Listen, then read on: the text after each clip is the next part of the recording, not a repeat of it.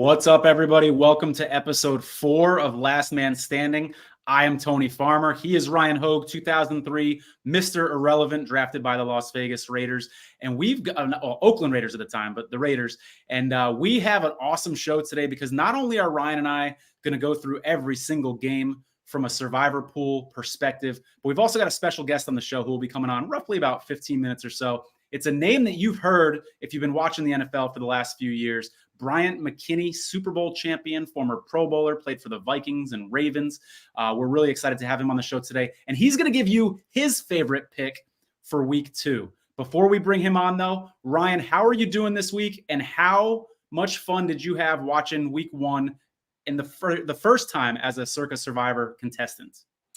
Well, I tell you, it was a stressful week. Obviously exciting because football's back and that is just brings excitement.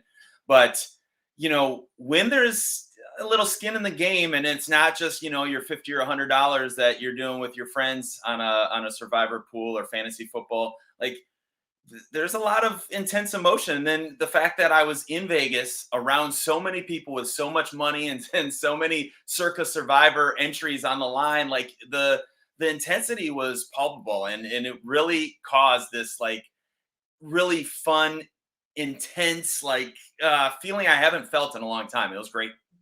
Yeah, man, it was fun watching the games with you in Vegas. And like you said, you could tell a lot of people around us had some skin in the game as well. I'm going to go ahead and pull up kind of the results from week 1.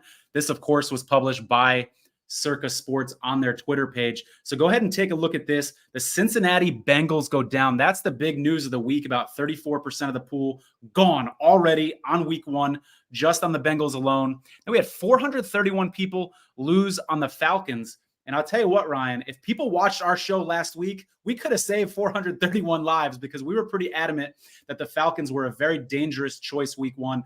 Hopefully later in the show, we'll give some people some other options, some teams that you might want to stay away from. And I would say I wish 431 people would have listened to us, but hey, that's 431 less people in the pool. So that's fine and dandy as well, for sure.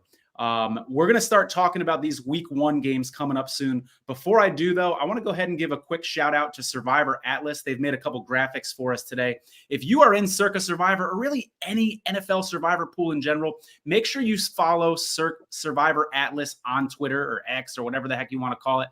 Go to survivoratlas.com. They've got a grid like the one that you see behind me, but it's a electronic form so that you can plan your path out. They also have a whole bunch of other options on their website as well, including a Discord channel so that you can join the Survivor community, vent when you lose, talk strategy with other people in Survivor as well. So please do check out survivoratlas.com. Go ahead, Ryan. I was going to say, going back to that week 1, we talked ad nauseum about the fact that there are so many X factors when it comes to week 1, and it's one of the hardest Survivor weeks to pick because you just don't know. Teams aren't playing guys in preseason. You got new quarterbacks, you got new coaches. Every year there's 6 or 7 new NFL coaches, and then that's not even counting how many new coordinators you have. So there was so many variables that we just didn't know. And I tell you what, there was a lot of people sweating with a couple of those the Bills game, right? And the Seahawks in the first half, giving up 2 safeties.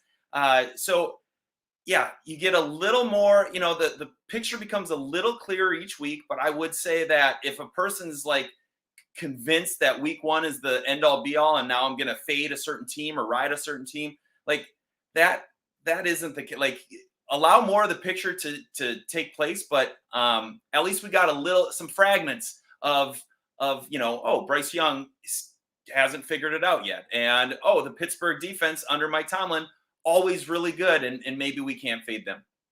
It's such a good point, Ryan. As sports bettors, we refer to week 2 as overreaction week because that's human nature. That's our tendency to see something week 1, overreact to it and say, oh my God, the Saints are going to the Super Bowl because they scored so many points week 1.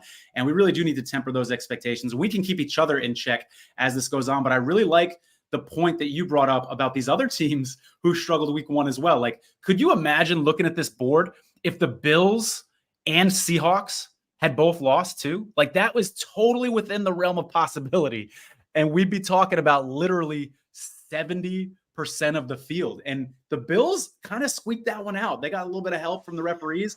And I would argue Arizona was the better team that day, personally. So it's not a far-fetched scenario that we could have been making the show with only 30%-ish of the field left. So as much carnage as there was, and as bloody as Sunday was for week 1 in Survivor, it actually could have been way, way worse. And that's the beauty of the NFL. There's no sure things. All these teams are really well coached. They have really, really good players. And, it just takes winning the turnover battle, or, weather might impact it, or one bad coaching decision. All that negate, it just puts everybody on an even playing field. That's why there's no sure thing. Even week 2, when you might look at some and it's a 10-point line or something, don't fall for the fool's gold. And we're going to talk all about that today.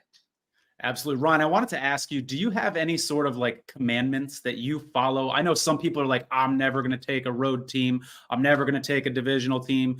Do you have anything like that that kind of guides you as you go through Survivor beyond what you've already mentioned, which is like, hey, I'm going to take the first couple weeks, week by week, and not plan ahead too much? Anything else you kind of live by in these things? Well, I whatever you say, I usually do the opposite, first and foremost. My old rule was never bet against Tom Brady. And now it's kind of turning to never bet against the Chiefs. As much as I dislike them, we're moving to that territory of Andy Reid and Patrick Mahomes are just too good. And, unless you're absolutely forced to, I'm not touching those games unless I'm betting on them to win. And then, if I use a holiday team, I'm probably not going to do it back-to-back weeks. Those are the only things I'm really looking at right now this early. Again, I need to paint that picture week 1 and 2, and even I would argue the first quarter of the season, 3 or even week 4 is when I start to get a real sense of, okay, here are some trends that we're looking at. This team's obviously going to, continue down this path. And then obviously injuries are the ultimate, negator of your plan. So we'll see what happens. How about you? So you got no problem if the matchup is right and you like the teams in the field, you got no problem taking an away team if necessary, week 2 or 3. Yeah. Coming from a player that obviously played, we never talk, with the exception of a little crowd noise that you might have to do a silent count. And obviously if it's an offense and defensive line issue, that can certainly impact it. But we never were ever concerned going to a road game versus a home game, sleeping in your own bed versus not. We've been doing that since training camp. You're away from your house for a month. And so I know from a player's perspective, I know that the Vegas bettors wouldn't agree with me, or the Vegas odds makers, I should say. But from a player's perspective, we could care less if it's, in fact, I like playing on the road because I like pissing fans off. Hey, how about that's a good point. I appreciate that perspective. That's why I love having you on this show as a former player. How about like 3 games in a row on the road? We see that a couple times in the NFL schedule this year. Would that make you weary, taking a team playing their 3rd consecutive road game or something like that? I mean, I certainly would look, but I would be more mindful of, I think the NFL is dumb to have week 2 Thursday night game. Like tomorrow's game, I don't think anybody in a Survivor pool should touch that. Miami and Buffalo, like they will. I agree, but they will. I know. And you're just getting your legs under you. Week 1 takes so much to you, physically. You got star players banged up. You got star players missing the game already in week 2. And, it's just not enough time that early in the season to have 3 days essentially of rest. And then, you're playing the next day. So Thursday night games, I certainly try to stay away from, or shortened rest. Or if you're coming back from, a London game and you don't have a bye week, which the NFL does a pretty good job of that. But those are things I pay more attention to rather than, multiple away games on the road. I know that the Chargers, for example, they're staying in Carolina after their game this week, because then they go up to Pennsylvania and play their following week. And I think that's a smart thing. But I wouldn't factor that in terms of, thinking they're going to lose that next week just because they're staying away from their family and things like that. They're all professionals. Yeah. We're professionals. It's a good point. Always good to have a perspective of someone that used to be in the league. And today we're going to have two guys that used to be in the league, because Bryant McKinnie is going to be coming up here shortly. Before we get to him, I want to talk, Ryan, a little bit more about week one. What do you think you learned? Again, we don't want to overreact. I'm with you on that. But is there anything that made you go, they are a little better than I thought, or this team is way worse than I thought? I'm going to pull the board up again, and I'm curious what your overall takeaways were from week one. Yeah, I think it's a season of the 49ers and the Chiefs were, the grown-ups in the room. I thought they looked way better than any other team. I was impressed that the Rams, despite being so decimated, were actually able to compete from the offensive line standpoint, from a skill position standpoint. They were, they had just ravaged by injuries. I think they put 4 guys just now on IR, that they were competing on the road with such a great opponent in Detroit Lions. Maybe that means Detroit's not as good as we thought. Maybe it means the Rams have more depth than we thought. Those are kind of some things I'm thinking about. And then quarterback play. The NFL, I've always said this, college football, who can control the line of scrimmage? NFL, you have to have a quarterback. And if you don't have a quarterback, you better have somebody that wins an MVP type season. Like, if it's a TJ Watt or if it's Adrian Peterson in the past, like guys that have just been unbelievable in their position to catapult you. Otherwise, if you don't have a quarterback, you're not going to win this league. And there are some patterns starting to develop after, multiple years now in the league of guys that just maybe aren't that guy when it comes to leading a team, to wins. And it's such a small difference between winning and losing in the NFL, and that quarterback play comes into, it's going to come down usually to that last possession. Whoever has the team, can the quarterback bring them? And, I think we're seeing a lot of guys that aren't able to do that. A lot of good points there, Ryan. And Ryan and I are going to go through every single week 2 game from a survivor pool perspective. But next, I'm going to bring in a very special guest, someone I'm really excited to talk to today. We've got Ryan's former teammate, Bryant McKinnie.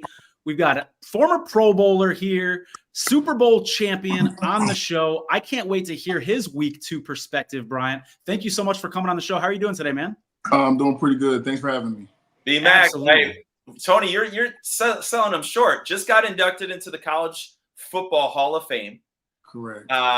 Grammy Award producing. 3-time Grammy nominated.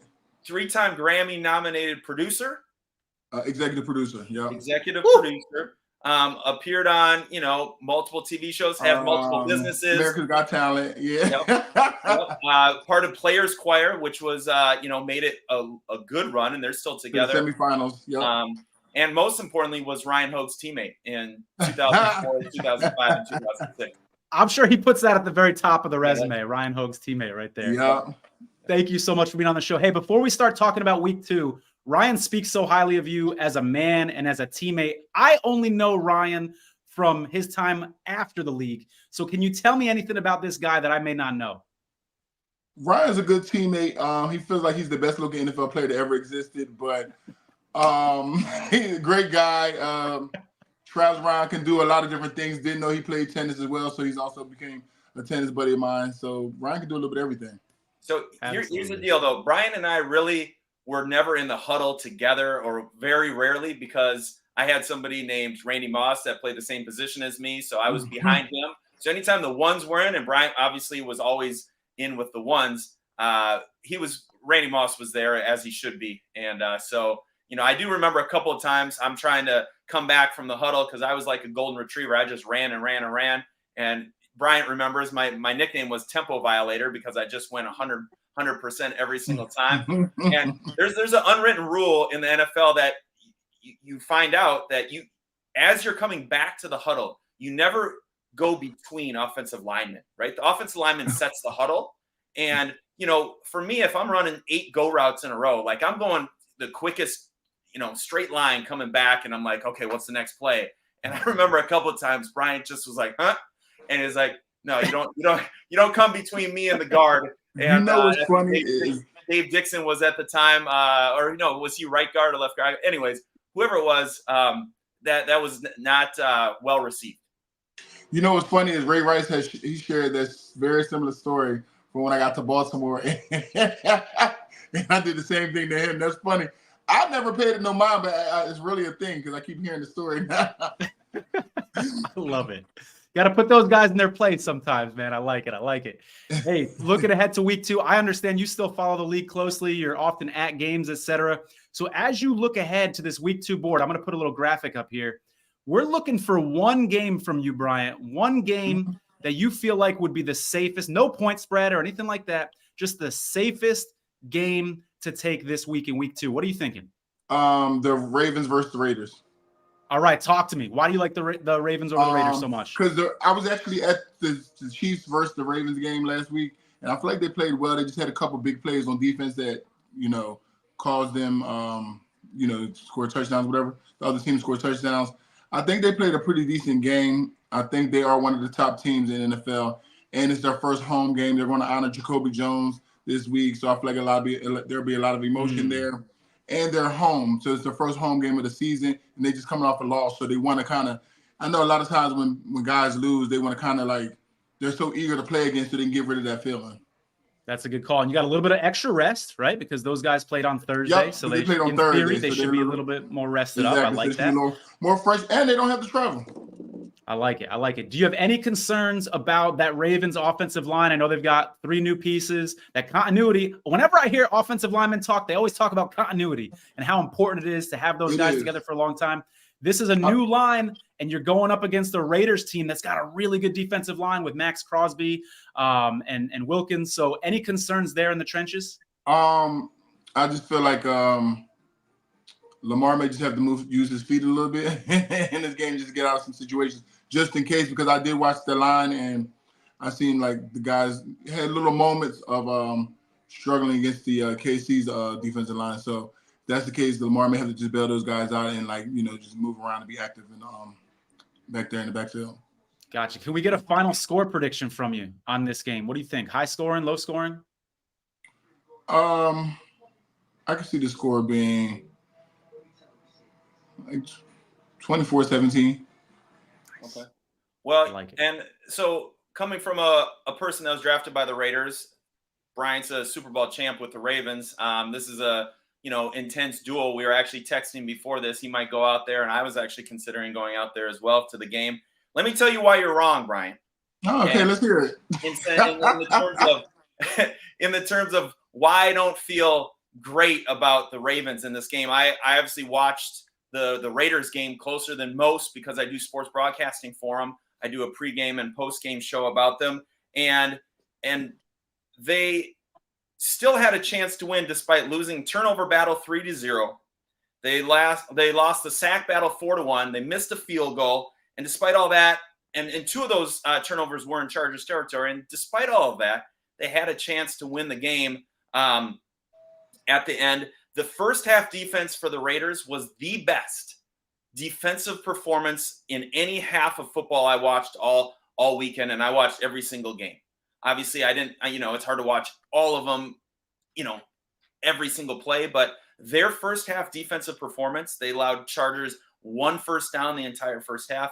They were outstanding. And I think, on the road, they gassed out a little bit. They had 2, injuries in the defensive line. As you can attest to that, Bryant, a running team, Jim Harbaugh coach team like that wears on you over and over again. And eventually, fourth quarter, J.K. Dobbins broke a couple long runs on them. But, when I looked at Baltimore, obviously they did some nice things. But for me, it was a one-man band. It was Lamar doing Lamar things. And now that the blueprint has been set for, okay, we're maybe not going to trust Todd Monken, my former offensive coordinator, or receivers coach, I should say, that's now the offensive coordinator for Baltimore. We don't love necessarily his play calls. We're just going to allow Lamar to go do his thing. That's not necessarily a recipe that's going to last, especially when a good defense sees, okay, this is how they're being successful. Lamar is buying time. The front 4 of the Raiders is nasty. And I would say that's the Ravens, and Tony mentioned that's one of the Ravens' Achilles heels. And I think 9.5 points, way too high. I think likely, obviously, as an X factor, he's going to have to be a stud and have another big game in order for them to be successful, because the Raiders have some nice pieces on the outside. So they're going to have to get likely on a linebacker in a favorable matchup, but I 100% would bet the Raiders with the points, and I would stay away actually from this game as far as Survivor, just because I think the Raiders are actually better than people are giving them credit for. I think the Chargers are a really good team, and the Raiders actually probably should have won that game. They just, they didn't execute when they needed to. I will say I hope that they took the time, the Ravens, to get their running game going, because their running game was kind of non-existent last Thursday. So having Henry back there, he actually adds another element, so everything doesn't fall back on Lamar. Bryant, as we look ahead to the schedule, I'm curious if there's any of these bigger favorites like Texans, Cowboys, Eagles Monday night, Lions, who you think are maybe in a precarious situation that maybe a lot of other people might expect. Oh, yeah, they'll definitely win. But who you think might be in Chargers against the Panthers, who you think might be in trouble this weekend? Out of these big matchups, all right, I would say maybe the Texans and the Bears. Ooh, you think the Bears could bounce back? They showed some type of resilience last week and was able to bounce back, and probably a little underestimated, I guess, with their team. But I feel like they may have a chance. It looks like it's in Chicago. Oh, it's in Houston. Oh, it's in Houston? Yeah. Okay, well, this will be their first test to really be on the road. But I feel like the Bears could stand a chance. Speaking of resilience, I'm going to take Bryant back to 2009. We weren't teammates, but the Vikings versus San Francisco. And that was like the Brett Favre coming out game when he threw the game touchdown. I just watched the replay. Tony, do you remember that game? Absolutely. Last play of the game, he throws the bomb. Who was it? Greg Lewis that caught it? Yeah. Greg Lewis. Tony, Bryant's pass blocking rate 100 on that play. I mean, his guy didn't even bother trying. It was so perfect. It was kind of a delayed, like scramble type of thing. So the pass blocking was good, but the amount of time, it was like a long period of time trying to pass block on that one, because he had to extend it to make that play happen. Right on. That's good stuff. Brian, before we let you go, I want to ask you, can you talk to me about the difference between blocking for like a quarterback who's a little more mobile? I don't know if there was anybody quite like Lamar when you were playing, but someone who's a little more mobile versus more of a pocket quarterback. Like, how does that feel for you as a tackle when you've got those different kinds of quarterbacks you're playing with? The most mobile quarterback I probably played with was probably Dante Culpepper when I first came to Minnesota. But with that, when the guy's not as mobile, I kind of have an idea where they are. When the guy's kind of mobile, I'm reading the defender's eyes. Like, he must be coming this way, and then it becomes a thing. So, like I said, like Lamar, like this new generation of guys, they're very mobile compared to your quarterbacks prior. So they're helping guys escape and having sacks. Like other guys, they would kind of be there and not really. I feel like the guys the new quarterback's awareness has gotten better with knowing that the pocket is collapsing and getting out of there, where the other guys were kind of like didn't know what to do and kind of take a sack.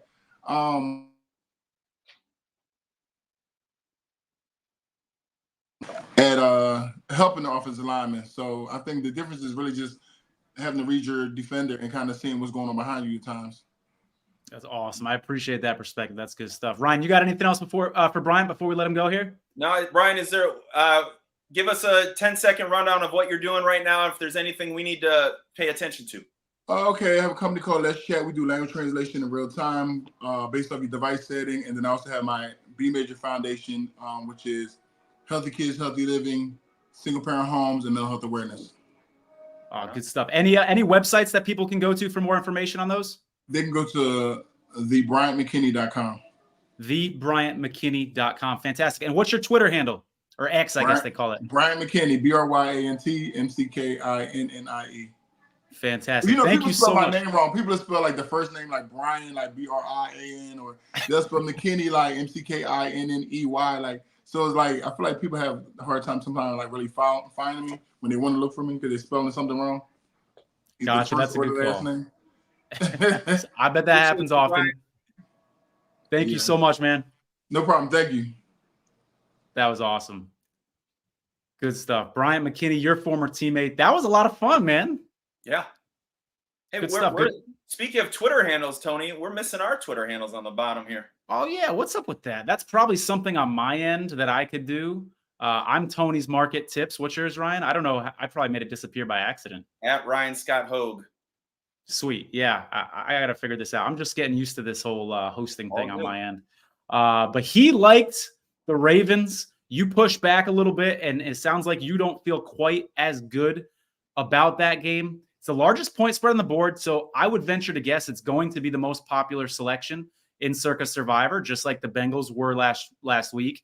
You know, we have the Ravens playing this game on extra rest, which I think is something to consider. I'm open to this game as a quote-unquote safe play amongst my 9 entries, but I'm not going to put more than maybe 1 or 2 entries on it. But again, I think it's going to be the more popular one. You think that would be a bad idea for someone like me with 9 entries left to go 1 on the Ravens? I think it would be bad for somebody like me with 1 entry remaining to do it. But for somebody, you know, with multiple entries, I can see the intrigue. Again, you know, Vegas, they know what they're doing when it comes to odds. And but honestly, I think people are sleeping on the Raiders a little bit. Their defense is really, really good. And that offensive line looked really questionable against a Chiefs defense that just isn't as good as last year.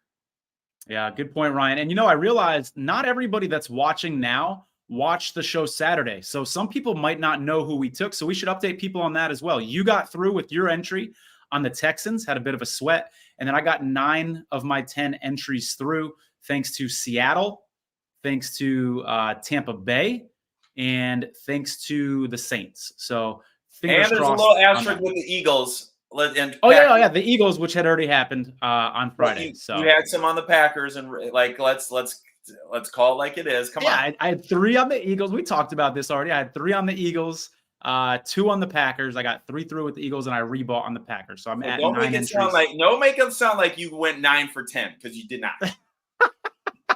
Everything went as planned. Let me put it that way, except for the Bengals losing, of course. But hey, 34% of the pool knocked out on that game. I lose 1 of my 10 entries, so that's not too bad of a trade there. Moving on here, let's talk a little bit. We can keep this one brief because we already touched on it. But that Thursday night game, Ryan, we've got the Bills, Dolphins. You know, we talked about commandments. I'm not going to say I never take a Thursday night game. Last year, I took the Bears over the Panthers, and that was awesome for me and helped me make a deep run. But I really try to avoid Thursday night games for a lot of the reasons that you mentioned. I think there's just an element of uncertainty with Thursday night games. You tend to see, you know, a little bit more upsets, lower scoring games on Thursday. Crazy things can happen. There's the injury factor, right? Like, you guys how well are you rested coming off that game on Sunday? So this game scares me. But I tell you what, as a bettor, I do like the Dolphins money line on this one. I'm just not going to take it in Survivor because it's Thursday. And the Dolphins have some future value on the Patriots. They played the Patriots twice later this season. Any other thoughts on this game from you, Bills, Dolphins? I mean, we talked about Buffalo escaping an ugly game, and now their best cornerback is out, right? When you're playing against a team like Miami, that's not what you want to hear, especially on a short week. For prep. And they're already Matt Milano, their best linebacker as well. So that's 2 huge pieces on that defense. Good point. Yeah. Josh Allen is 11-2 against the Dolphins, which, you know, and probably should be 12-1 because Charles Clay dropped that pass back in the day, if anybody remembers that. But how about Jordan Poyer revenge game, Tony? I know you love those revenge games. That's a good one. I think it's more of an AFC East title revenge game because Dolphins lost this game last year at the end of the year to the Buffalo, and in doing so lost their AFC East title and had to go play in 10 below 0 weather in Kansas City. That's certainly going to be on their mind. Obviously, there's been everything but football being talked about with the Dolphins this week, and for, you know, good reason, because of Tyreek and being treated the way he was with the cops. To your point, it's a game that I'm not feeling great about. And if I had to bet it, I would bet Miami. But kind of the points we've mentioned. I don't love, I'm wondering, can Miami actually keep Josh Allen from running? Is Josh Allen's left hand okay? Yeah, they got injuries too. Yeah. Which running backs are playing for Miami? Like, there's so many variables, and I don't want to be stuck with a pick and then find out like some people did with Christian McCaffrey, like, oh, he's suddenly out. Oh, now Mostert and Achan are out. Oh, now they're going to Jeff Wilson and the rookie Jalen Wright. So I'm just staying away from this one. Yeah, when you brought up the CMC situation, it brought me back to 2021. It was my first year in Survivor. I had every single Thanksgiving team left. I had survived to Thanksgiving. There was about 120 people left going into Thanksgiving. And it was either CeeDee Lamb or Amari Cooper. One of them was ruled out against the Raiders. And then I woke up that morning after my pick was in to find out that the other wide receiver also wouldn't be playing that day. That's not a good feeling when you can't go back and change your Survivor pick and it's already locked in and you get bad injury news that morning. So really good point there with the Dolphins running back situation. One other thing I want to add about this game, don't forget the Dolphins do play on Thanksgiving. I know not all of our listeners are in Circa Survivor. Some of them might just be in standard Survivor pools where they don't have to worry about Thanksgiving. But if you're in Circa, the Dolphins play on Thanksgiving against the Packers. And right now that may not seem like too tempting of a move, but the more you play Circa Survivor, you realize how valuable it is to save every team you can until Thanksgiving. So keep that in mind. Moving on here, what game do we have up next? How about the Bucs at Lions? Tampa Bay with a ton of injuries here. I just found out today that their tackle is actually in the concussion protocol as well. Their starting tackle. Antoine Winfield's going to be out at least a couple weeks. Kalijah Cansey, defensive tackle who missed last week. He was limited in practice today. Actually, he did not practice at all today, so you might be without him as well. And then McCollum, starting cornerback, has a concussion as well. So with the concussion, I feel like maybe 50-50, something like that, whether or not he's going to play. Bucs are really banged up. And real quick before I turn it over to you, Ryan, we got a revenge game for Carlton Davis. You know I love talking about the revenge games. This dude played for the Bucs the last 2 seasons. Don't forget, he played against Baker Mayfield every day in practice the last 2 years. And so he knows Baker Mayfield well. Baker knows him too. But I just want to throw that out there. Penei Sewell did not practice today. It seems like that's nothing to worry about from what I hear coming out of training camp. But let's monitor his practice sessions later on just in case. What do you got here, Bucs Lions? Yeah, I think the line's way too big, first and foremost. I think -7 for the Lions is absurd. I think the Bucs can score with anybody. Their O-line is much improved, and their wide receiver room, now that Godwin is back into form, they got Mike Evans, first ballot Hall of Famers, caught 2 touchdowns last week, but Godwin's the key, right? When he can play in the slot, and coming off now 2 years removed from an ACL, I had an ACL injury, and it a full 1.5 to 2 years before you actually have that explosiveness back. You certainly can come back after 9 months to 12 months, but until that 2 year, right, where Godwin is now, you don't have that explosion. He finally has it back, and obviously McMillan did some nice things as a rookie, catching his first touchdown. You nailed it with Tampa Bay's secondary, though. They almost had Mike Evans offered to go into the game to play DB. He said, "Hey, I had a pick in the Pro Bowl against Deshaun Watson, your boy, so can I? If you need me, I'm there." They lost 3 corners in that game and a safety, so 2 of their 4 starters are out.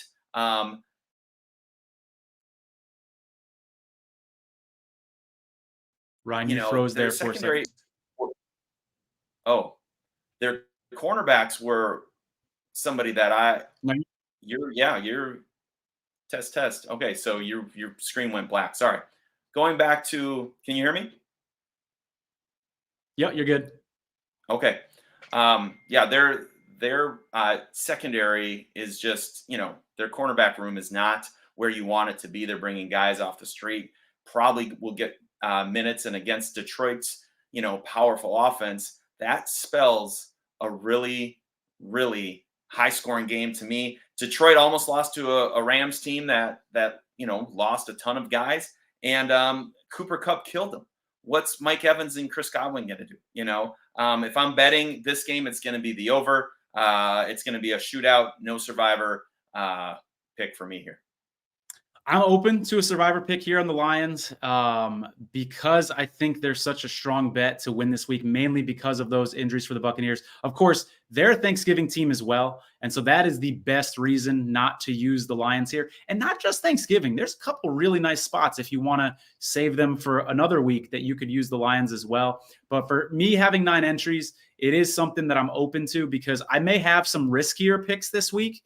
And if I'm going to have some risky picks, I'm also going to want to have some safer picks just to ensure that I advance the next week. So this is a maybe for me, leaning more toward no because of the survivor angle. But don't be completely shocked if I come back on Saturday and say that I have 1 on the Lions here. Moving on, Saints at Cowboys. Both of these teams looked really good, overperformed expectations in week 1. What do you think here, Ryan? Saints at Cowboys? Yeah, I mean, it's a question. Was it a testimony of how bad their opponents are or how good they actually are? That it's hard to tell after week one. NFL is a quarterback league, and they were playing 2 of the worst quarterbacks in the NFL, so that certainly had something to do with it. According to Sportsline, 92% of the bets have been on the Saints to cover in this game, which that's a big. What is it? 6.5. Is that the right around there? It's just under a touchdown. Yeah. Jake Ferguson, that's a big deal. He's banged up. Dallas is starting tight end. He has a bone bruise. I've had a bone bruise, and let me tell you, that's one of the more painful injuries you can have. It's one of those that just nags. You might be able to play, but you're going to be in pain the entire game playing through it. So whether or not he plays, I'm certainly keeping an eye on that. Saints like to pressure. They pressured a lot against Carolina. Their front 4 actually had 0 sacks, but one of their corners had 3 sacks, and their linebacker had a sack. I'm gonna be interested to see how Dallas handles that pressure. And people talk about how well Dallas played. Dallas only had 240 total yards and 15 first downs. Right, their defense looked really good. Their offense didn't exactly. And they're playing against Browns, who definitely have a good defense, but 240 yards doesn't exactly scare me. They have some great talent, but the Saints have a lot of ways to beat you.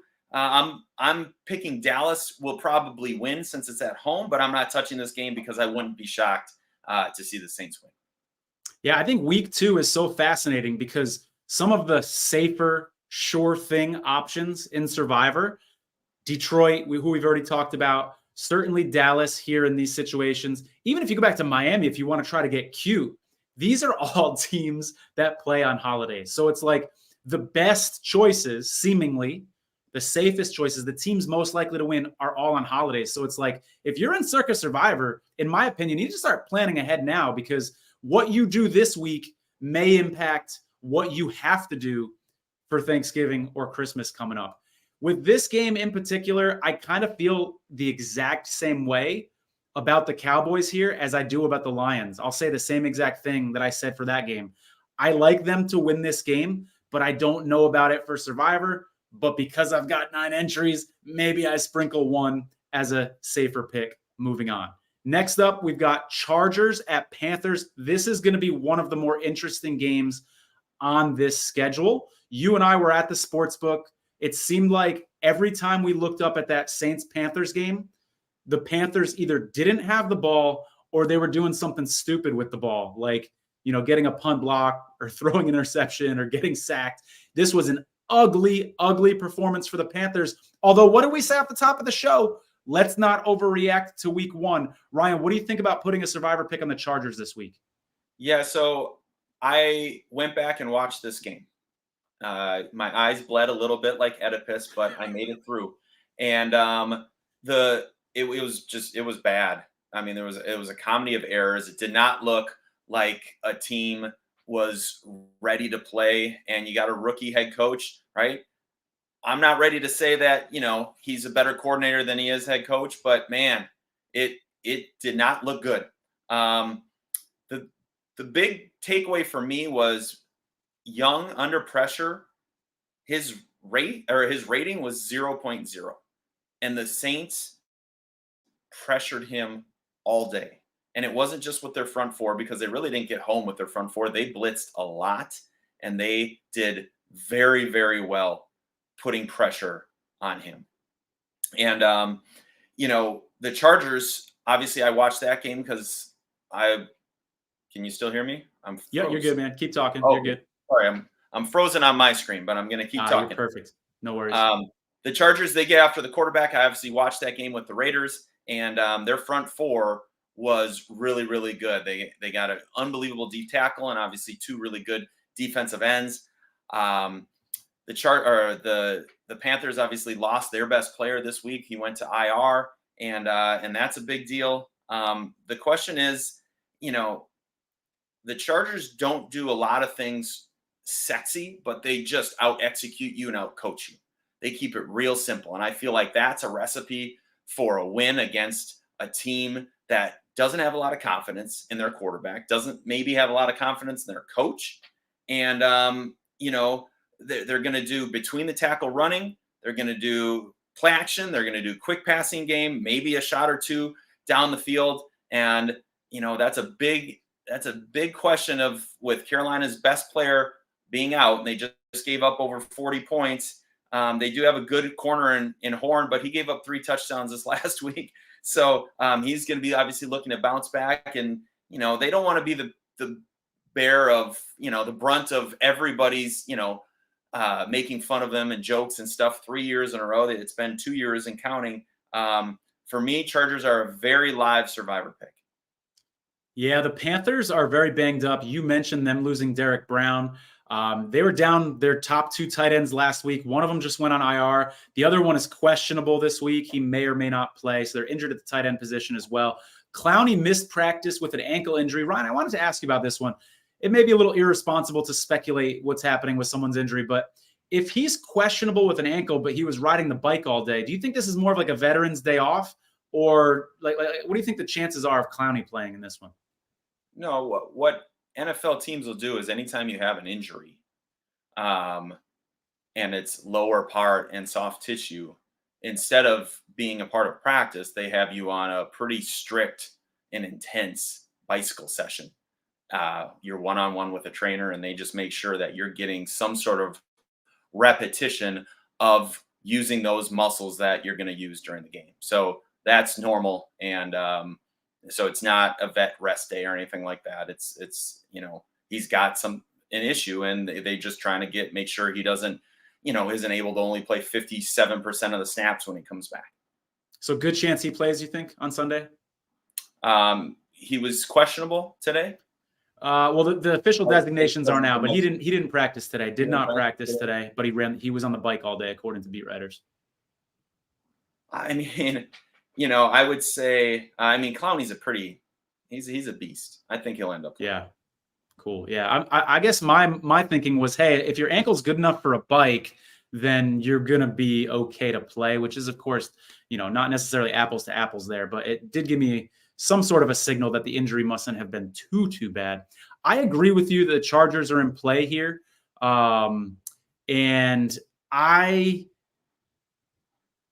probably going to have a couple picks here on the Chargers. I don't know how many, but I can say probably multiple. I think this is going to be the second most popular selection, if I had to guess, behind the Ravens, who we've already talked about. And that makes me not want to put pieces on the Chargers here because I want to be zigging while other people have zagged, as we've talked about with strategy earlier. Another thing I'll go ahead and throw out there, this is how the Chargers end their season the last 3 weeks. And I plan on being in this contest at the end of the season, fingers crossed. We've got Denver, New England, and the Raiders.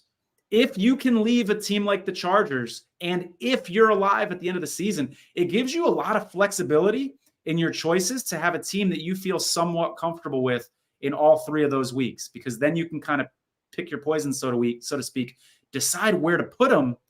And then, you know what I'm saying? Like, you don't have to save 3 good teams for the last 3 weeks. You can get away with maybe saving 2 because you've got one that can kind of float around a little bit. So just keep that in mind with the Chargers moving forward. Certainly not going to put all 10 on the Chargers, but I think I'll have multiple. Ryan, are you going to tell us on this show when we get to it who your pick is, or is your mind still not made up yet? I almost pulled the trigger yesterday, and then I got gun shy, and I was hoping that after today's show, it would convince me one way or the other. Gotcha. Oh, so you want me to convince you? Is that my role here? Well, yeah, whoever you're picking, I'm going to go the opposite. So. You're going to fade me? All right, fair enough. Moving on here, we've got Bengals at Chiefs. Ryan, honestly, I don't think we need to spend a whole lot of time talking about this one because the Chiefs play on Thanksgiving and Christmas, and I think that's just a bad circa survivor, at least, strategy move. Now, if we're talking non-circa, I could see taking the Chiefs here. The Bengals are at a low point, but the Bengals have always played the Chiefs really tough as underdogs. So keep that in mind as well. I have no interest in taking the Chiefs in this game, though. No, and if you watch Cincy, there's no reason to bet them. They look pretty terrible. Plus, when they have their whole allotment of guys, there's going to be value for them down the road. Yeah, very good point. Moving on here, 49ers at Vikings.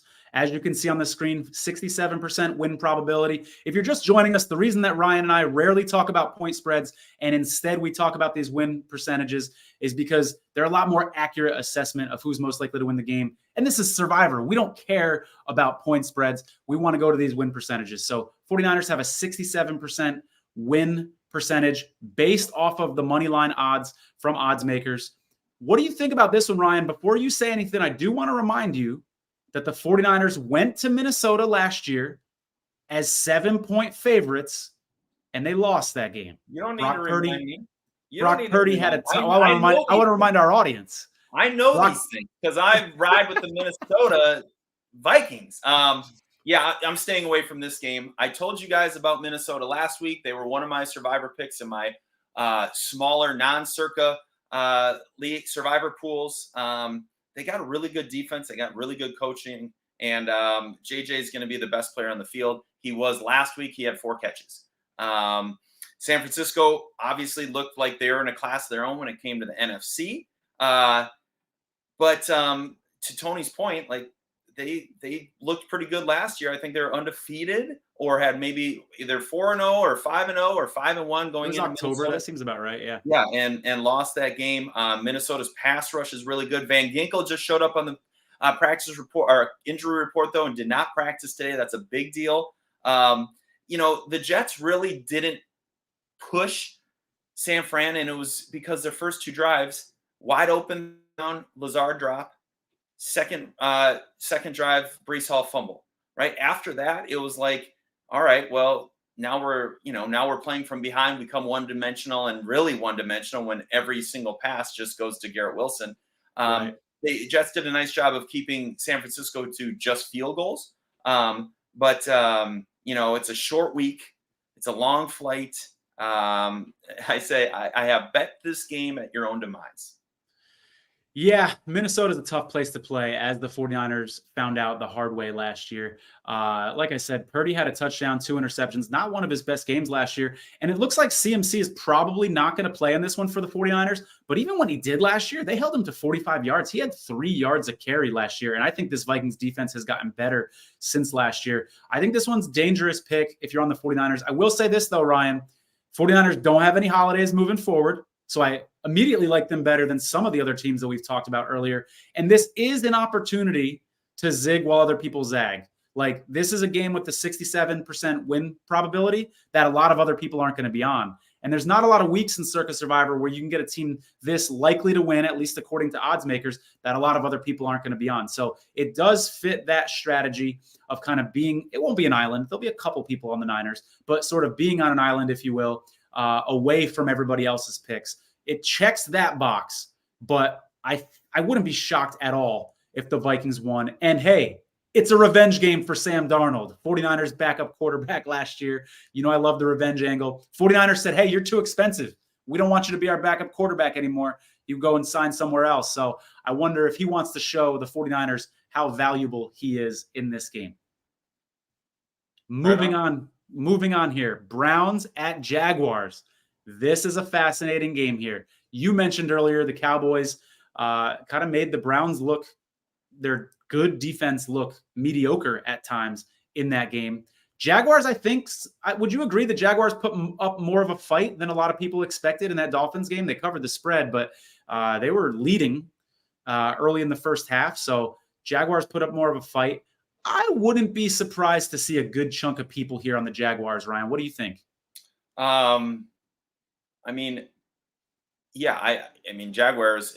So there's kind of two different trains of thought, right? Do you fade teams or do you fade quarterbacks? And if you're fading quarterbacks, Deshaun Watson looked abysmal. And plus, he's got more legal stuff on his mind now. On the flip side of that, right, he might be playing his last game. Like, I don't know, there's rumors out there that the Browns purposely leaked that so they can, cut him and be off the hook for the $97 million that they still owe him.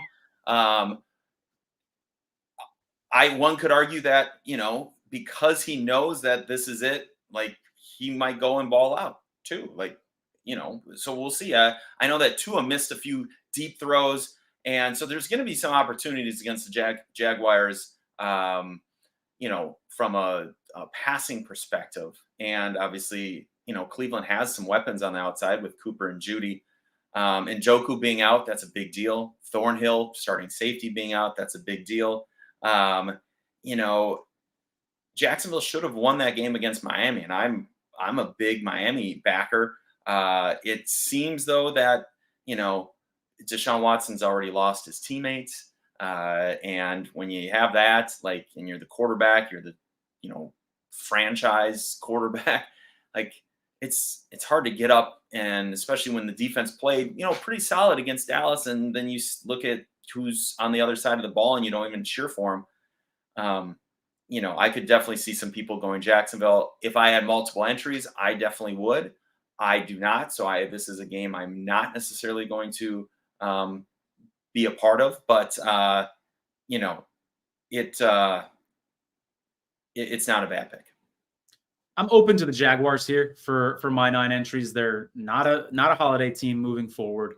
I like your point about that Browns locker room. Like, Watson may have lost the locker room, and that's a situation you can exploit when you're in Survivor, is taking a team that's going against that. Now, it's speculation on our part, but where there's smoke, there's fire. I think there may be something to that. I will say this: the Browns had both of their tackles out last week against the Cowboys, and if I'm gonna fire on this game, it's probably only going to be if at least one of those guys are out. If the Browns have both tackles in this game, I don't feel as good about taking the Jaguars. But if they're both out, you can probably put me down for maybe 1 or 2 on the Jaguars here. By the way, before we get going, Jets-Titans is the next game that we're going to talk about. But I want to go ahead and mention Survivor Sweat. You see the little logo up there in the top of the screen. You got to go to survivorsweat.com if you're as interested in Survivor pools as Ryan and I are. And hey, I can see the little number of people who are watching this right here. I see nobody dropping off. You guys have stuck with us through this whole show. So I assume that you love Survivor as much as we do. And if you do, go to survivorsweat.com. That is where the marketplace exists. What is the marketplace, you ask? That is where you can buy other people's Survivor entries. Or if you're in Survivor, like Ryan and I, you can also sell your entries. This is a screenshot that I took right before we went on the show. So unless these have been purchased in the last 45 minutes or so, these are up right now on survivorsweat.com. See those percentages?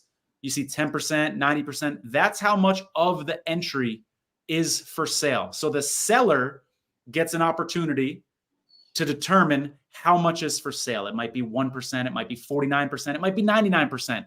And as you can see, the current entries up there right now are 2 for 90%, 1 for 1%, 1 for 10%. When you go on the website, you can also see what teams those people have picked. And off the top of my head, one of those guys used Buffalo, 2 of them used Seattle. And so definitely go to survivorsweat.com. It's fun to keep an eye on these things as the season moves along. And Ryan, Tony, go ahead. Can you bring up the original? The first slide you showed with, so implied value is. Let me get this. Hold on 1 second. That's on right? there. Because I don't think you mentioned what the implied value for. So if you're still around, there we go. Implied value per entry, $1,639. Not too bad. Your ROI right now, $639. If you sell it and you can get that. Now, Tony, my question to you is, at what point do you think you might put one or multiple entries up on this and just get a feeler, because anybody can do it, right? You can offer, you can put it up right now and say, I'll give you 99% of my thing. You give me $10,000. There's no limit to what you offer. It's just a matter of, if it's people that got knocked out and they still want to be a part of it. What point, with multiple entries, do you start really taking a look at, hey, maybe I need to throw one of those up and listen to Ryan since I didn't last year? Yeah. Hey, I monetized I always got to remind you that I did monetize my entry last year, not through Survivor Sweat, but I did. I'm very open to it. I don't have a number in mind, like, by week 12, or if my entry is worth $80,000 or any sort of thing like that, because a lot of it is going to depend on my confidence level in my path moving forward. Obviously, if I feel a little shakier about the path, I might want to sort of buy insurance, so to speak. And so that's something to consider. We got a comment, by the way. I got to pull this up because this is hilarious. I love when people troll us, Ryan. So let me see if I can find this comment here. It said something about the Jaguars. So this is a comment. They're so right, dude. I put this up and you can see the glare from my laptop. I said this is a screenshot, and they said that's not a screenshot. That's a shot of a screen, and they're absolutely correct. That is hilarious. That was me getting things together right before the show. That is my favorite comment so far. By the way, if you have other comments, again, Ryan was in the league, played for several NFL teams. If you have a question, we can go off topic and talk non-Survivor for a couple minutes here. But if you have any Survivor questions for us, go ahead and let us know. Another comment here. This is on our Jaguars conversation. Someone said, I would not touch the Jaguars this week. Bad home field advantage against the desperate Browns team that was embarrassed last week. Well, I agree and I disagree. Bad home field advantage, like the Jaguars crowd isn't anything special, but you do have that heat and humidity to consider in Jacksonville from this team coming from the Midwest. So I'd say it's maybe an average home field advantage just because of the time of year that it is, but respect your opinion there on not touching the Jaguars. That's fair enough. All right, next game up as promised. Jets at Titans. I think this one is going to be sneaky popular here, Ryan. Do you have any interest in taking a flyer here on the Jets? So this was my pick up until today.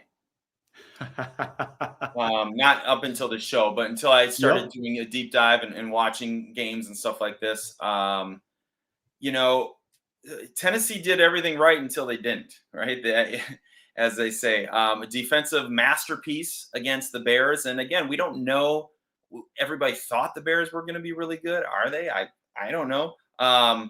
They gave the game to the Bears, and that's what makes, making sure you're sound in all three phases, offense, defense, and special teams, so important. I had the Bears in all my fantasy leagues, which was excellent because they won the game for me. But the Titans, their coach came out and said if we would have punted on 1st and 10 every drive, we probably would have won the game.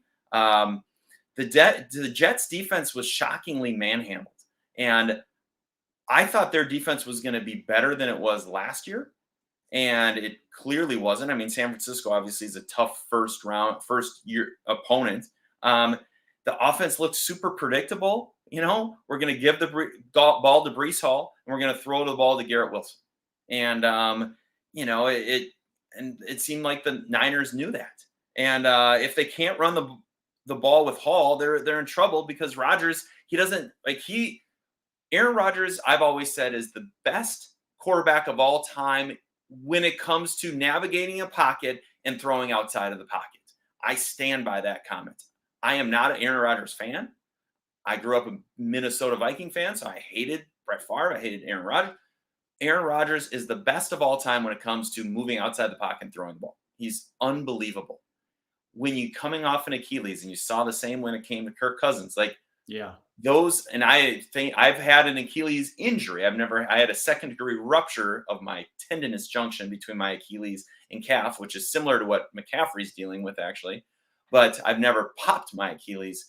But that, especially at 40, is probably never going to come back to the level where you watch him and he's just one of one when it comes to moving in that pocket. And because of that, he's having to do a lot of throwing off the back foot or, getting the ball out quick. And he likes plays developing. He really likes, kind of ad-libbing and making those star throws instead of just the simple stuff.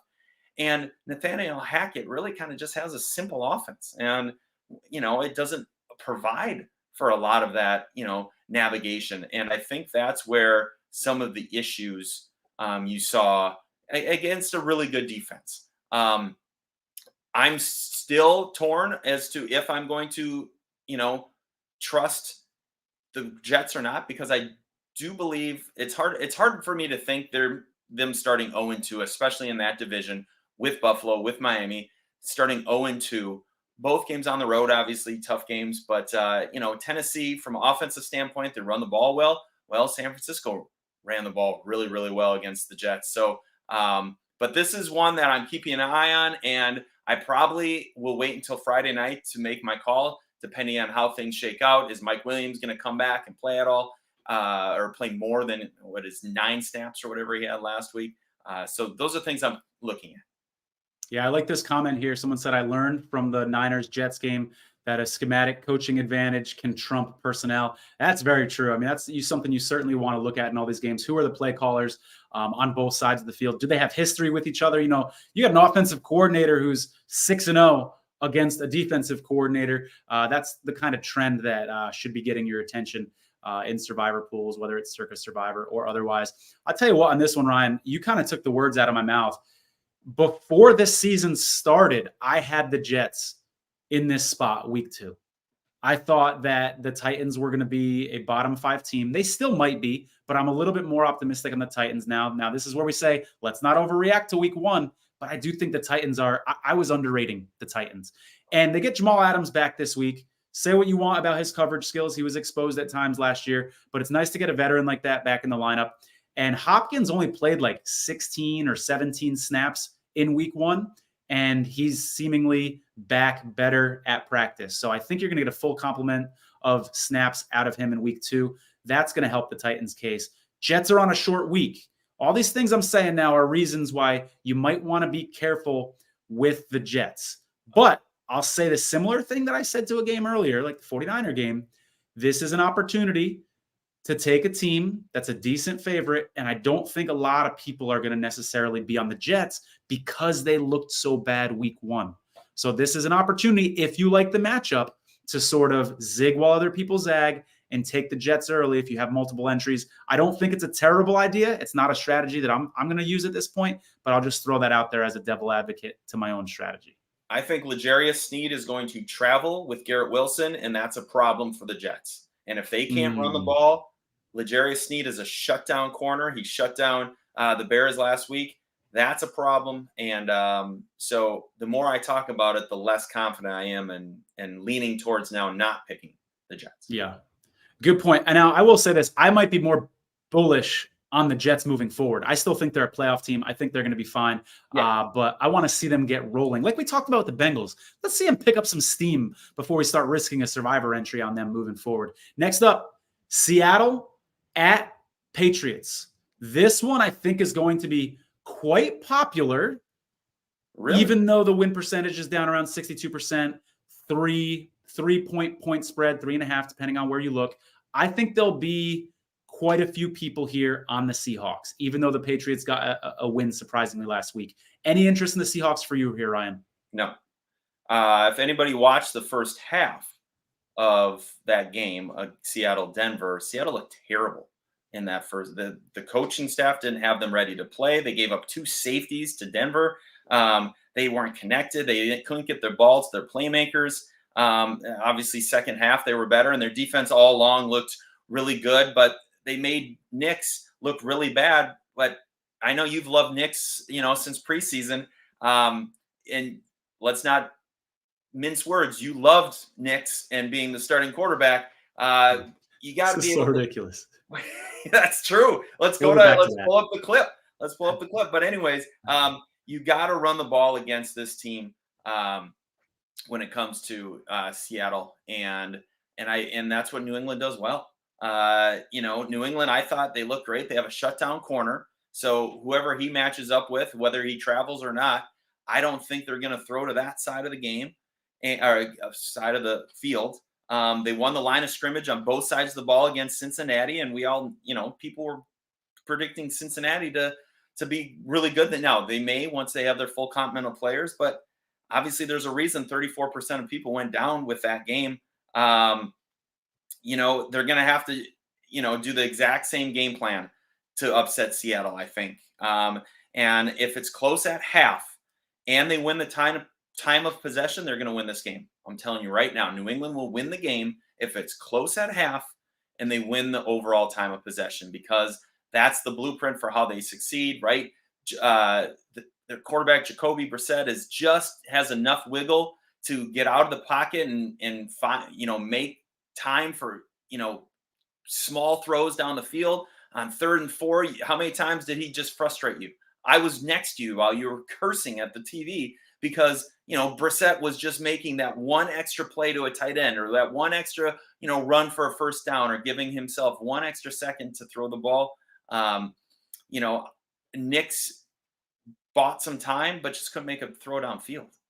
Yeah, a couple other notes about this game. The Patriots are relatively healthy compared to week 1. They didn't have any major significant injuries. City So, their guard, was out, and he may miss this game as well. But the Patriots just won a game with that same offensive line, so that's not a huge concern. The Seahawks losing Fant, their tackle. Keep an eye on the injury situation moving forward for him. Fant is a really big piece of that offensive line. They need him moving forward. As soon as he went out of the game, Tony, we watched. I mean, it was just pocket collapsing, pocket collapsing, pocket collapsing. Yep. Yeah, he's a big piece. Certainly keep an eye on that. I feel a lot worse about taking Seattle here if he's out of the lineup. But I will say, Ryan, I like Seattle more than you do in this spot. At the top of the show, we talked about not overreacting, right? And sometimes we talk about not overreacting when a team like the Jets loses and looks really bad. I think there's the potential that some people are maybe overreacting here to the Patriots, like thinking that they're better than they are because they got this week 1 win. They won this game against the Bengals, who were extremely vulnerable because of those 2 crazy situations at wide receiver. And the Bengals have never been a good week 1 team. They always start off the season really slow. So I'm not super impressed here with them in this game. I think the Patriots are actually somehow overrated already in week 2. I don't like that Seattle's on the road here. Like if this game was in Cincinnati, if this game was in Seattle, I think you're looking at a much, much different situation, and a lot more people would be on them. I still think there's going to be a good chunk of people on them. And spoiler alert, I might be one of them. I might have a pick or two here on Seattle of my 9 selections. Haven't made up my mind yet, but they're toward the top of the list for sure. Ballsy. Yeah, it's, here's the other thing about Seattle. This is important too.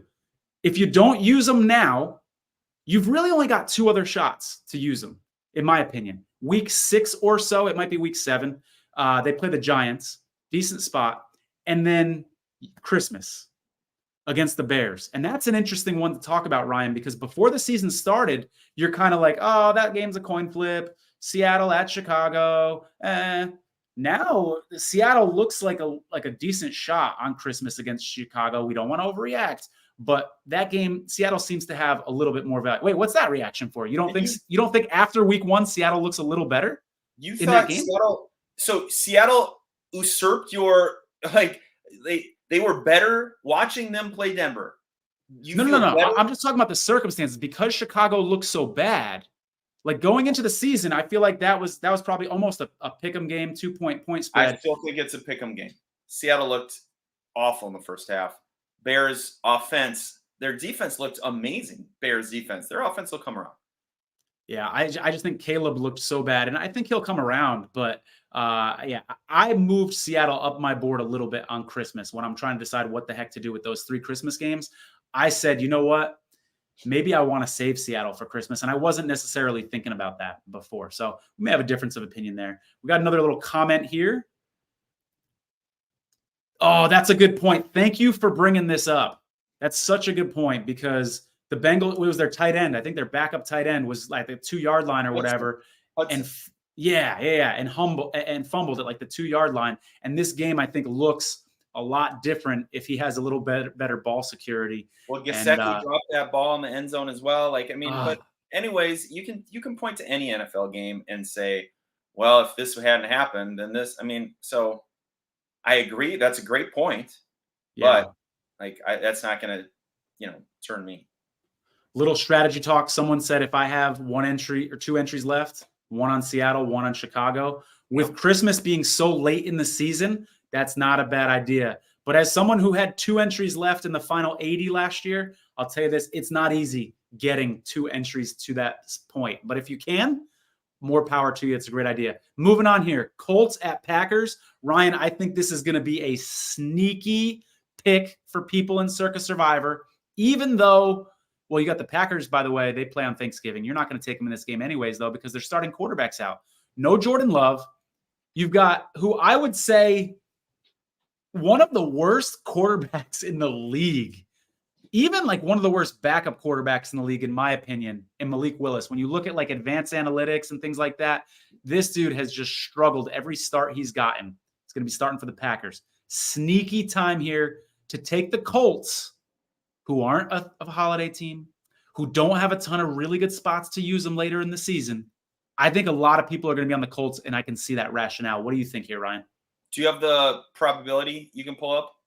Yeah. Oh, yeah. Good call. I got the old one up. Absolutely. Bear with me here. So 61%. Okay. Immediately following or prior to Sunday's games, I didn't know what the Packers were going to do, but if I heard the word Malik Willis, I would immediately was thinking fade Malik Willis because of the points you just brought up. Anybody that watched Tennessee last year with him, right? They did not have an explosive offense. They dared him to throw, and they just, and with DeAndre Hopkins, they didn't get the job done. Packers have a really good offensive line. They have good wide receivers. They have a good running game. I obviously really paid close attention to that Indianapolis game because I had Houston for my survivor pick. Indianapolis got gashed in the run, Tony. And now they held up pretty nicely against the pass, but because they pushed the pocket and really did a nice thing. They kind of dominated, especially the interior offensive line of the Houston Texans. So I think, if I'm the Packers and I know that my quarterback's out, obviously they don't have a lot of options unless they sign Ryan Tannehill or something. But so I can see why they might be fine with Malik Willis, right? He can get outside the pocket. He can hurt you with your feet. He can throw a deep ball, which he has a good arm. It's just not necessarily that accurate. So my guess is that they're going to play a very, very conservative game. They are going to run the ball. They're going to do play action pass. They're going to get Malik outside the pocket and have him run a lot and then take a couple shots. And, Christian Watson, right? There were some opportunities. Obviously, Houston, threw for some, multiple touchdowns with CJ Stroud. Obviously, that's CJ Stroud. And then I look at Indy's offense, 9 completions for Richardson, right? He made 2 of the biggest splash plays of the year so far. Full stop. He did some really incredible things. He also missed about 5 passes that NFL quarterbacks should not miss, and missed bad. Packers have good cornerbacks that can hang, and a pass rush that can give the Colts trouble because Rashawn Gary, as we saw against Philadelphia, who traditionally has a really good offensive line, Packers got after him. Bless you. And I think an underrated, sneaky little stat is that last week they faced a quarterback similar to Anthony Richardson in Jalen Hurts. So they prepared all summer for that, right? And for Hurts. So they're a quarterback that moves around. So, a lot of people are going to be on the Colts, but I think the Packers are very, very live here. It's a coin flip game for me. I'm going to stay away. I will say that the punter and Downs were back at practice today, and that's a sign of hope for the Colts. The kicker, yeah. Again, one of my initial thoughts was, okay, I'm going the Colts on this, but I think I just talked myself out of it, and I really do believe it's a coin flip game. Yeah, a couple other notes in this one. This is a tough stadium. This is a tough road game for the Colts. This is going to be a home opener for the Packers. Those fans are going to be raucous. I do think, we talked about the locker room situation with Cleveland earlier. I think the Packers leaving Brazil had to be one of the most demoralizing plane rides home. You got a 12-hour plane ride home. Your quarterback's hurt. I don't know at what point, they found out the extent of his injury, but your quarterback's hurt, is probably going to miss at least a couple games. You just lost a really close game. That's a tough thing to take. I think LaFleur's a good coach, but it's going to be interesting to see how the Packers bounce back in this one. I guess you could say they have a little extra rest, although when you put into account the whole time, on the flight from the game on Friday, maybe they're actually even at a little bit of a disadvantage in some ways with body clock stuff. I don't know how you look at that. Another note, Colts lost Juju Brents, starting cornerback, one of the better players in their secondary. They're going to be without him against the Packers team that, Malik Willis stinks, but they do have a lot of good receivers. And so that could hurt them moving forward. Someone with multiple entries, I think the Colts are very, very sneaky. Circa Survivor has a lot sharper of a field than a typical office Survivor pool. And I think taking the Colts here is kind of a sharp move. We haven't talked a lot about this, Ryan, on this show, but when you're in a big Survivor pool with more people, you got to make some ballsy moves. You can win an office pool just by going chalk when there's 40 people in the office pool. But when you're in a pool with 14,000 people, you have to make a ballsy move or two at some point. And this is a ballsy move to potentially take the Colts here, a team that doesn't have a ton of future value moving forward. So I'll just leave it at that. Steelers at Broncos. Fascinating because the Steelers defensive line looked so good last week. And the Broncos, they're not considered one of the worst offensive lines in football, but I think against the pass rush, maybe they should be. Mike McGlinchey at right tackle. I know a lot about him because I follow the 49ers very closely, and I don't think he's going to fare very good at all against the Steelers pass rush. On the other side, Garrett Bowles may not be 100% in this game if he even plays at all. He was hurting in that last game. We saw Bo Nix look really bad last week. I wonder how he's going to look against this pass rush. That said, Denver has one of the best home field advantages in all of football. I think this is going to be a low-scoring game. If you trust the Steelers here, it is going to be as sweaty as can be. Do you have any interest in Pittsburgh here, Ryan? If Russell Wilson was quarterbacking, I would absolutely pick the Steelers here. Ooh. Because I think he wants to prove to Sean Payton so badly. I mean, Sean Payton obviously wants to prove to him about Bo Nix, but I think, Bo Nix has limitations, and I think the Steelers are going to expose that.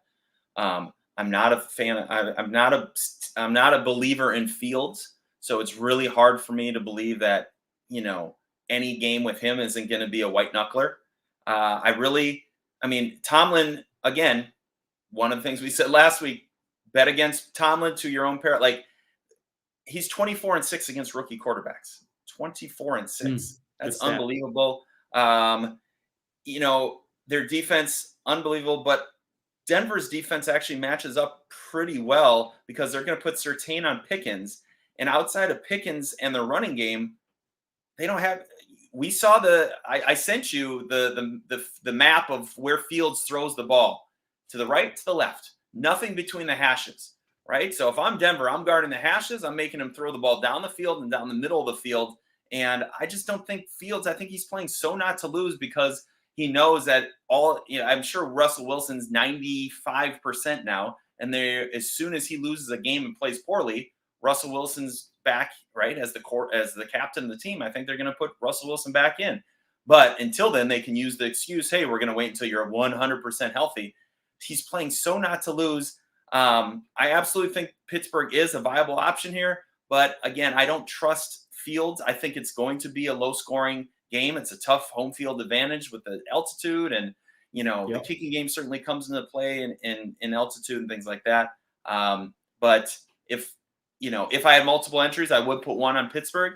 But I don't feel great. I feel great about Mike Tomlin, not about Fields. Ryan, let me ask you this. With Russell Wilson likely not playing in this game, obviously Sean Payton doesn't have any advantage over Russ because he's a backup. Could you argue Russ can kind of pull the defensive coordinator aside and say, hey, listen, I know this guy. I know he wasn't his quarterback's coach. He was his head coach, but like, I know what Sean Payton likes to do. Whenever he saw, 2 safeties high, he told me to check down. Like, is there any sort of info that he can share with the defensive coordinator that might be helpful at all for Denver in this one?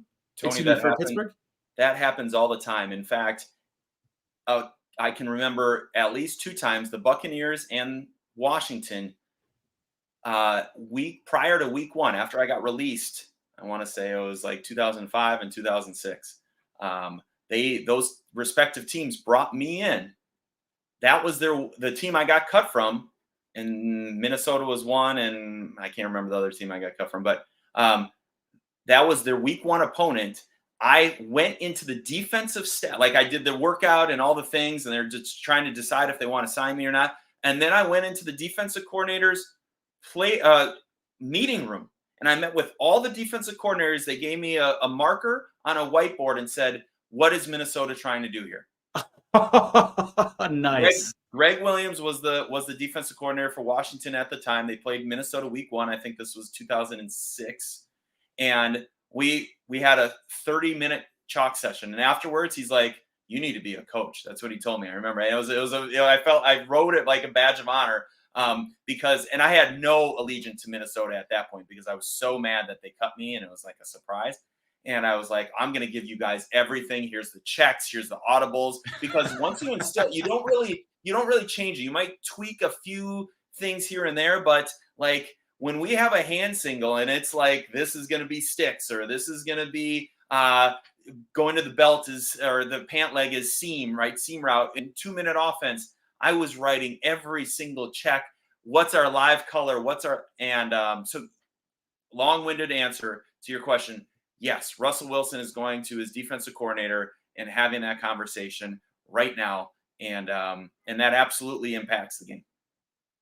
That's good stuff, man. This is why I like to have a former player in the league on this show. That is phenomenal information. Moving on here. Giants at Commanders.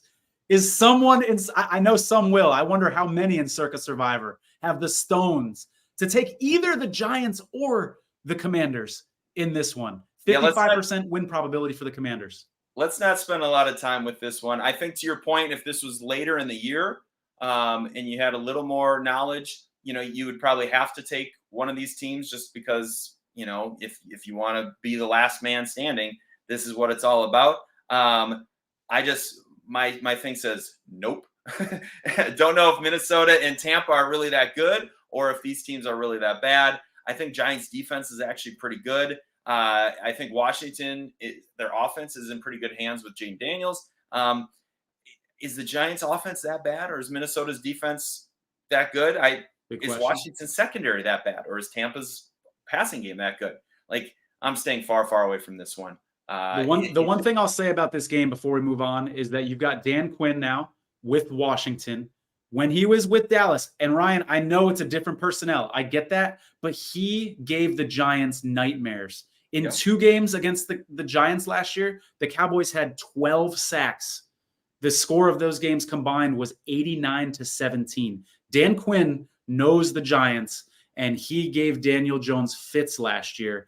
It was DeVito in the second game, Daniel Jones in the first game. So you want to get cute. Listen, I'm not going to do it, but I don't hate the idea of taking the Commanders or Giants here. If you like one side or the other, I just don't have the guts to do that week 2 in Survivor. I wonder if some people are going to split, Ryan, put one on the Giants, one on the Commanders. That's a possibility as well, because it's a good opportunity to move forward with a really crappy team and make your entry more valuable, whether you're going to sell in the Survivor Sweat marketplace or not. Moving on here, Rams, Cardinals. Fascinating game because the Rams are really banged up. So the Cardinals are actually the favorite by 1 point in this one, Ryan, at Arizona. You got any interest in either of these two teams? No, division battles are always tough. Rams lost basically their entire team this last week and sent 4 guys, I think, to IR today. The Cardinals look like Jekyll and Hyde, right? First half, they looked outstanding. Second half, they looked like a different team. McVay, he's got the coaching. Like, you give him extra time to prepare, and he's awesome. This time, he doesn't have extra time. Plus, he's, figuring out what to do with his patchwork offensive line. the Cards need an offensive identity, and I just don't know what it is. In the first couple drives, it looked like they were going to be like, oh, John Connor, or Connor is going to run, and we're going to have get Kyler outside the pocket and take some shots when we can, and then they forgot about Connor, and I don't know what their offensive identity is. Their defense is spunky though, and but just this is a game I'm staying away from. Yeah, fair enough. We got one game after this, by the way. I think the argument here for the Cardinals is this actually the same one that I just made for the Commanders. And that's there's no other time that you're really going to want to use them later in the season, comfortably at least. They're at home in this game. The Rams are really vulnerable, but the Rams looked good last week while really vulnerable. But hey, it would feel really nice to get through weeks 1 and 2, say with Seattle week 1 and the Cardinals week 2. Your entry's looking really good going forward. Even with multiple entries, I don't think I can do it unless some additional, injury news comes out between now and Saturday. Moving on here, Monday Night Football. Now, Tony, Eagles, go ahead. I think we have 2 games left. I don't think we talked about Chicago-Houston either. Oh, good call. Okay. Yeah, let's jump into that. Then I'll see if I have the banner here for that game. But yeah, Chicago-Houston. Do you have any interest in Houston? They got you through last week, so I know you can't. But if you did have a Houston entry, would you go with them? They would be like my 4th or 5th option. I think they should win. Chicago's banged up and obviously looked terrible offensively. Houston can just score in every way. Keenan Allen potentially being out, that's a really, really big deal. Chicago's defense will keep them in it. Jalen Johnson's a really, really good corner, and their defense, finds different ways to be creative, but their offense, still looking for identity. Caleb Williams on the road.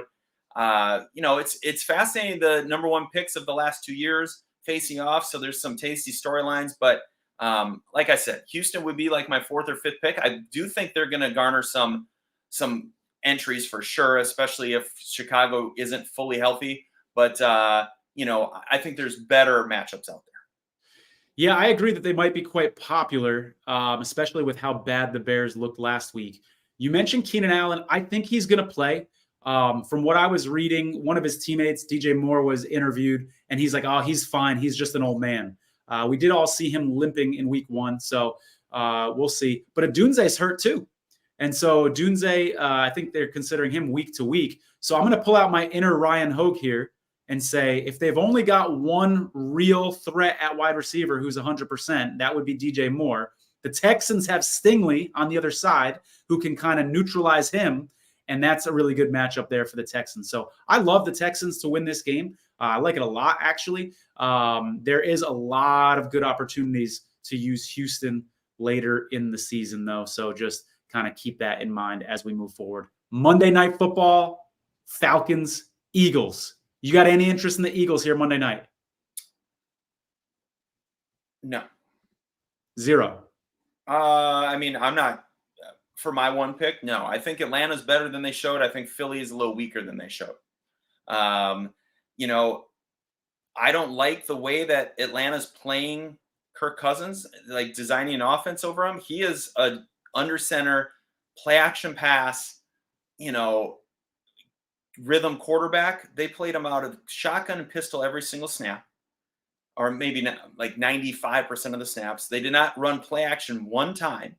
You got Bijan Robinson. Everybody's keying on him. They didn't run play action one time. Obviously, it's harder when you're in pistol. But they're just not playing to Kirk Cousins' strengths. Plus, it looks like he's a little unsteady on that plant leg, which is obviously his repaired Achilles.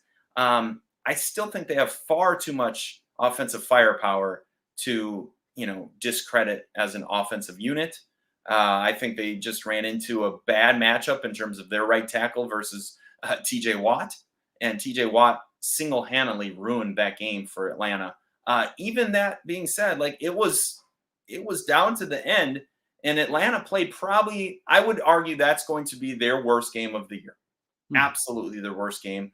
And Jalen Hurts just didn't look that impressive to me in the game. He missed a lot of throws. I think Philly is good. They have a lot of weapons. Obviously, Barkley is a beast. Atlanta's defense played, Pittsburgh's offense really, really hard and gave up only field goals. I think some people will be on Philly, but I'm not touching this game. Yeah, fair enough. I'm interested in Philly. They might get an entry or two for me. What does scare me a little bit, I think we're going to see a desperate Falcons team. Don't forget, they play the Chiefs in week 3. So you don't want to be 0-2 going into a game with the Chiefs on short rest, by the way. I'd venture to say if they lose this game, they're probably going to be 0-3. And that's a tough way to start the season. So I think you're going to get the best from the Falcons here. I agree. Kirk Cousins concerns me with his lack of mobility. He just kept lining up in shotgun and pistol, and that's not the Kirk Cousins that we're used to seeing. And so I have some concerns here with the Falcons, but I think they could be lively in this one. I like them to cover the spread. I could put an entry on the Eagles, though. I could be convinced to. Don't be shocked if I say I've got one on Saturday, but I'm still kind of making my mind up on that one. Ryan, go ahead.